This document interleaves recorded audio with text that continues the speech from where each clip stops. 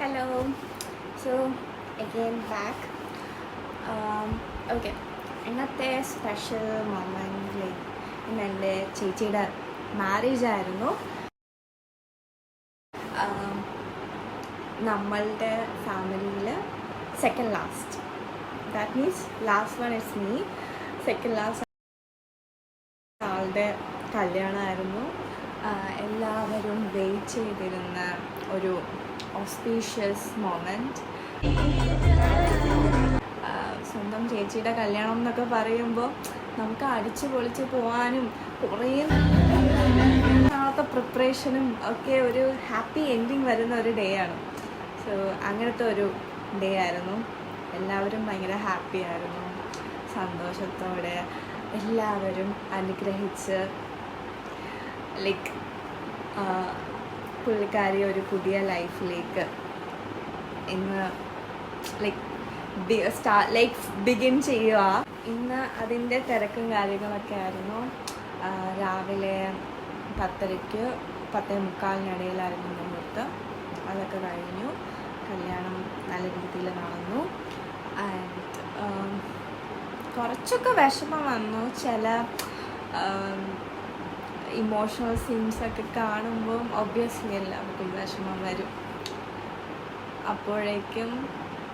അപ്പോഴത്തേക്കും നമ്മൾ ഈ ഒരു 25 years ഒക്കെ കഴിഞ്ഞാൽ, 25 അല്ല, ഒരു 22 years ഒക്കെ കഴിഞ്ഞാൽ പൊതുവെ ഗേൾസിന് ആരെങ്കിലും കല്യാണം കഴിക്കാൻ പ്രായമായിട്ടുള്ള പെൺകുട്ടികളുണ്ടെങ്കിൽ ഉടനെ അവരെ ടാർഗറ്റ് ചെയ്യും. ഇന്ന് അങ്ങനത്തെ ഡേയും കൂടെ ആയിരുന്നു. അപ്പോഴത്തേക്ക് കല്യാണം കഴിഞ്ഞ് ഫുഡ് കഴിക്കാറായില്ല, അതിനിടയിൽ അടുത്ത് നിൻ്റെ കല്യാണമാണ്. എന്താ അല്ലേ ആൾക്കാരൊക്കെ, ഒന്നും അറിയണ്ട. എല്ലാവർക്കും ഒരു ഫാമിലി ഗെറ്റ് ടുഗെദർ, സദ്യ കഴിക്കുക, അടിച്ചു പൊളിക്കുക, ഇതൊക്കെയാണ് ഒരു കല്യാണം എന്ന് പറയുമ്പോൾ, അല്ലേ? ആണ്. അപ്പോൾ നമ്മളായാലും എൻ്റെ ചേച്ചിയുടെ കല്യാണമാണ്. After all she is my sister, like my cousin sister. But ഞാൻ പോയതും അടിച്ചു പൊളിക്കാനും കസിൻസിനോട് എൻജോയ് ചെയ്യാനും ഫാമിലി ഗെറ്റ് ടുഗെദർ എല്ലാം കൂടി ഒരു ഇവൻറ്റിൽ നടക്കും. പക്ഷെ സ്വന്തം കാര്യം വരുമ്പോൾ അതെല്ലാം ഡിഫറെൻ്റാണ്. അടുത്ത വർഷം ആകുമ്പോൾ കല്യാണം. ഞാൻ പറഞ്ഞു, ഓക്കെ, നിങ്ങൾക്ക് ഫുഡല്ലേ വേണ്ടത്, അതൊരു സദ്യ ഒരുക്കിയാൽ മതിയല്ലോ. അതിന് നമ്മൾ കല്യാണം കഴിക്കേണ്ട കാര്യമില്ലല്ലോ. മറ്റേ ബാംഗ്ലൂർ ഡേയ്സിൽ പറയുന്ന പോലെ ബാംഗ്ലൂരിൽ പോകണമെങ്കിൽ ടിക്കറ്റ് എടുത്താൽ പോരെ, എന്തിനാണ് കല്യാണം കഴിക്കുന്നത്? ആ ഒരു അവസ്ഥയിലാണ് ഞാൻ നിൽക്കുന്നത്. ഞാൻ മാത്രമല്ല, പൊതുവേ ഒരു 22-23 വയസ്സ് കഴിഞ്ഞ പെൺകുട്ടികൾ അനുഭവിക്കുന്ന സെയിം പ്രഷർ. ഒരു മാറ്റവും ഇല്ല. ആയാലും റിലേറ്റീവ്സ് ആയാലും നാട്ടുകാരായാലും ഒന്ന് ആലോചിക്കുക. കല്യാണം എന്നൊക്കെ പറഞ്ഞ് എടുത്ത് ചാടി ചെയ്യേണ്ട ഒരു സംഭവമൊന്നും അല്ല. നിങ്ങൾ കല്യാണം കഴിഞ്ഞ് അടുത്ത ദിവസം അല്ലെങ്കിൽ മറുവീടും കഴിഞ്ഞ് റിസപ്ഷനും കഴിഞ്ഞ് അങ്ങ് പോകും. ബാക്കി കാര്യങ്ങളൊക്കെ മുന്നോട്ട് കൊണ്ടുപോകേണ്ട നമ്മളല്ലേ. അപ്പോൾ നമുക്ക് കുറച്ച് സാവധാനം തരും. കുറച്ച് ഞാൻ തന്നെ എൻ്റെ കസിൻസ് സിസ്റ്റേഴ്സ് ഓൾറെഡി മാരീഡ് ആയിട്ടുള്ള ആൾക്കാരുടെ അടുത്ത് ഞാനിങ്ങനെ ചോദിച്ചു, എന്നാണ് നിങ്ങൾക്ക് കല്യാണം കഴിക്കുന്നതിനെ കുറിച്ചുള്ള അഭിപ്രായം? അതിന് 2 അഭിപ്രായമുണ്ട്. ഒരാളുടെ കല്യാണം കഴിഞ്ഞ് ലൈക്ക് അവർക്കൊരു മോളുണ്ട്, she's in like now she's in 12th. അപ്പോൾ അവരുടെ അടുത്ത് പറഞ്ഞേക്കുന്നത്, നീ കല്യാണം കഴിക്കണ്ട, തോന്നുമ്പോൾ കല്യാണം കഴിച്ചാൽ മതി. Okay, that's a good sign, right? അങ്ങനെയൊക്കെ ആയിരിക്കണം പേരൻസ്. ഒബ്വിയസ്ലി എൻ്റെ പേരൻസും ഇത്രയും വർഷം എൻ്റെ പേരൻസും ലൈക്ക് അവർ ഭയങ്കര പ്രഷറൈസിങ് ഒന്നും അല്ല. പക്ഷേ ഇപ്പോൾ ഒരു 25 വയസ്സൊക്കെ, സോറി എൻ്റെ ഏജ് പറഞ്ഞു, അതല്ല, 25 വയസ്സൊക്കെ കഴിഞ്ഞപ്പോഴത്തേക്കും അവർക്ക് ഒബ്വിയസ്ലി പേരൻസിന് ടെൻഷൻ ഉണ്ടാവുമല്ലോ. I can understand that. So എന്താ പറയുക, ഓരോരുത്തർക്കും ഓരോ അഭിപ്രായം. അപ്പം അങ്ങനെയൊക്കെ കുറേ ചോദ്യങ്ങളും അതിനുള്ള ആൻസറും അങ്ങനെ ഉള്ള ഒരു ദിവസങ്ങളായിരുന്നു. അതോടൊപ്പം ലൈക്ക് സന്തോഷം നിറഞ്ഞ ദിവസത്തോടെ ഇങ്ങനെ ആൾക്കാരുടെ ക്വസ്റ്റ്യൻ ഇൻ്റർവ്യൂയിങ് അങ്ങനെ കുറേ കാര്യങ്ങളും ഇന്ന് നടന്നായിരുന്നു. പക്ഷെ അവസാനം it was A very good day, like very beautiful. കുറേ ഓർമ്മകളുള്ള ഒരു നല്ല ദിവസം. കുറേ മാസങ്ങളോളം, എനിക്ക് തോന്നുന്നു ഒരു 8 മാസത്തോളം we were waiting for her marriage. അതങ്ങനെ നടന്നു. അങ്ങനെ അങ്ങനെ ആ ദിവസം കടന്നുപോയി. എൻ്റെ ചേച്ചിക്ക് ഞാൻ എല്ലാവിധ ആശംസകളും നേരുന്നു. Like from my bottom of my heart. Like എൻ്റെ എല്ലാ കുടുംബസമേതം എല്ലാവരുടെയും അനുഗ്രഹവും വിശ്വാസവും ഒക്കെ അവൾക്കുണ്ടായിരിക്കും. ഐ ഹോപ്പ് നിങ്ങളും അവൾക്ക് വേണ്ടി പ്രാർത്ഥിക്കും.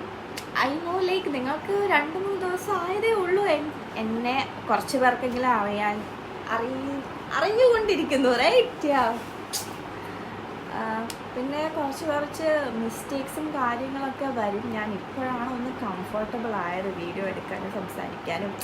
ആക്ച്വലി ഇറ്റ്സ് റിയലി നൈസ് നമ്മളിങ്ങനെ എന്തെങ്കിലും സംസാരിക്കാൻ തോന്നുമ്പോൾ കുറേ ആൾക്കാർ പുറത്തുണ്ട്. നമ്മളുടെ കോണ്ടന്റ് എന്ന് പറയാൻ പറ്റില്ല, നമ്മൾ പറയുന്ന എന്തെങ്കിലും കാര്യങ്ങൾ negatives or positives what ever it is കേൾക്കാനും അതിനനുസരിച്ച് കമൻറ്റ് ചെയ്യാനും ജഡ്ജ് ചെയ്യാനും, but still they are listening. സംസാരിക്കാൻ എനിക്ക് ഒത്തിരി സംസാരിക്കാൻ ഇഷ്ടമുള്ളൊരു വ്യക്തിയാണ്.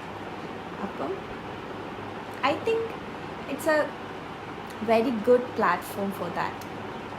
Hopefully until and unless like ആരെങ്കിലും നെഗറ്റീവ് കമൻറ്റ് ഇടുന്നത് വരെ നോ ലൈക്ക് എപ്പോഴും നമ്മൾ പോസിറ്റീവായിട്ട് ചിന്തിക്കണം, റൈറ്റ്? എല്ലാ കാര്യങ്ങളും പോസിറ്റീവായിട്ട് നടക്കണം എന്നാണല്ലോ നമ്മളുടെയൊക്കെ നമ്മളെപ്പോഴും ഭയങ്കര ഒപ്റ്റിമിസ്റ്റിക്കായി. സോ ഇന്ന് ഇതൊക്കെ ഉള്ളൂ.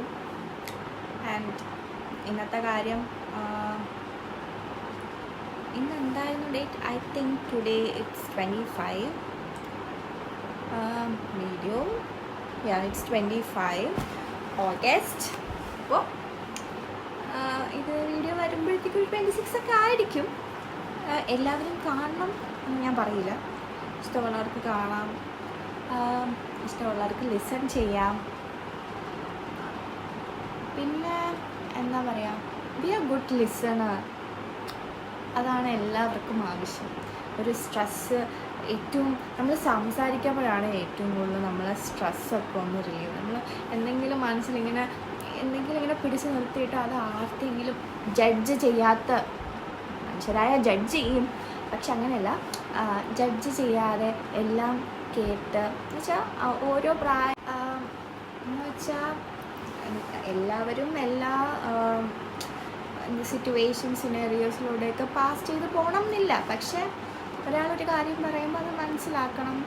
ലൈക്ക് മനസ്സിലായില്ലെങ്കിലും like just be a good listener. കേൾക്കൂ, എന്നിട്ട് അവർക്ക് പറയുന്ന ആൾക്ക് ഒരു സമാധാനം കിട്ടും. വേറെ നമ്മളെ കൊണ്ട് ഒരു സഹായവും ചെയ്യാൻ പറ്റിയില്ലെങ്കിലും നമ്മൾ നമ്മൾ എല്ലാ കാര്യങ്ങളും എന്തെങ്കിലും പ്രശ്നമൊന്നും വേണ്ട, ബട്ട് സ്റ്റിൽ ഞാൻ പറഞ്ഞു ഓവറാണ്. Anyways, good night guys, sleep well. Hopefully എല്ലാവർക്കും നല്ലൊരു ദിവസമായിരിക്കുമെന്ന് ഞാൻ പ്രതീക്ഷിക്കുന്നു. ഇനി അങ്ങോട്ടുള്ള എല്ലാ ദിവസങ്ങളും അടിപൊളി ആയിരിക്കട്ടെ എന്ന് ഞാൻ പ്രാർത്ഥിക്കുന്നു. For me as well. Good night.